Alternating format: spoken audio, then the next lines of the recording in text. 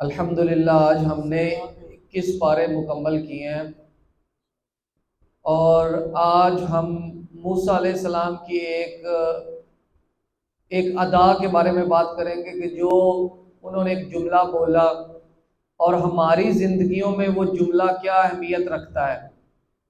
تو موسیٰ علیہ السلام جب فرعون کے محل میں رہ رہے تھے اور شہزادوں کی زندگی گزار رہے تھے، تو اس وقت دوپہر کے وقت لوگ عام طور پر جیسے ہم آج بھی کیلولا کرتے ہیں، تو دوپہر کے وقت لوگ سویا کرتے تھے۔ تو موسیٰ علیہ السلام کی عادت تھی، وہ سوتے نہیں تھے، وہ باہر آتے تھے، اور جب وہ باہر آئے تو دیکھا انہوں نے کہ دو لوگ آپس میں لڑ رہے ہیں۔ تو وہ جو دو لڑ رہے تھے ان میں سے ایک ان کے گروہ کا تھا، ان کی نسل کا تھا، یعنی کہ اسرائیلی تھا جو موسیٰ علیہ السلام کی قوم کا تھا، اور دوسرا جو تھا وہ مصری تھا جو قبطی تھا، فرعون کی قوم کا تھا۔ تو موسیٰ علیہ السلام جب ان کو دیکھ رہے تھے تو جو ان کے گروہ کا ساتھی تھا اس نے موسیٰ علیہ السلام سے مدد مانگی۔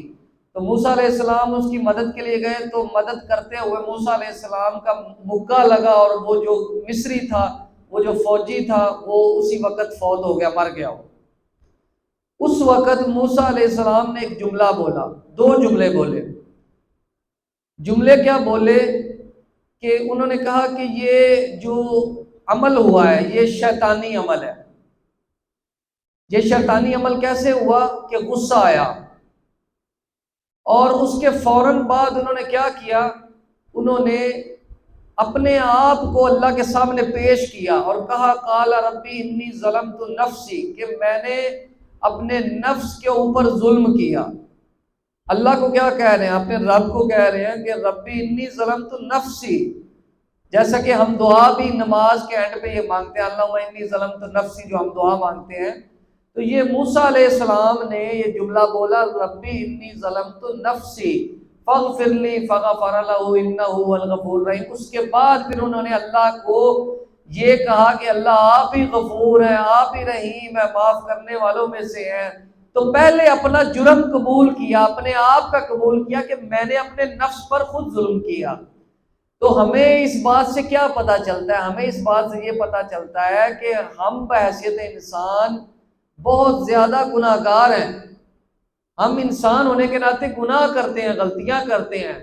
تو غلطیاں کرنے کے بعد ہمیں اللہ تعالیٰ سے معافی مانگنی چاہیے، نہ کہ ہم کئی ایسے لوگ ہیں جو غلطیاں بھی کرتے ہیں، ظاہر انسان ہے، گناہ بھی کرتے ہیں، لیکن وہ اللہ سے معافی بھی نہیں مانگتے، اور وہ یہ سمجھتے ہیں کہ انشاءاللہ ہم تو معاف ہو جائیں گے۔ لیکن ایسی بات نہیں ہے۔ اللہ تعالیٰ کو عاجز بندہ پسند ہے، اللہ تعالیٰ کو معافی مانگنے والا بندہ پسند ہے، اور سال کی سب سے قیمتی جو راتیں ہیں وہ آنے والی ہیں۔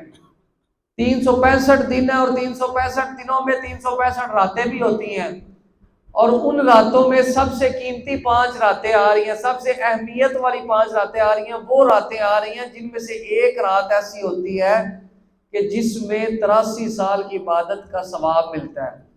تو ہمیں اللہ تعالیٰ کو منانے کے لیے کہ ہم سے جو گناہ ہوئے ہیں، غلطیاں ہوئی ہیں، ہم اللہ کو منائیں، اور یہ راتیں جو ہیں یہ ہمیں ایک سٹیج بنایا مل رہا ہے، ایک موقع مل رہا ہے۔ یقیناً ہم بہت ہی خوش قسمت انسان ہیں کہ جن کو اللہ تعالیٰ نے یہ رمضان کے روزے رکھنے کا موقع دیا، اور پھر اس کے بعد اب اللہ ہمیں موقع دے رہا ہے طاق راتوں کا۔ اللہ ہمیں ان طاق راتوں کی اہمیت کو سمجھنے کی توفیق عطا فرمائے، اور اللہ ہمیں ان راتوں کو اچھے طریقے سے استعمال کرنے کی توفیق عطا فرمائے۔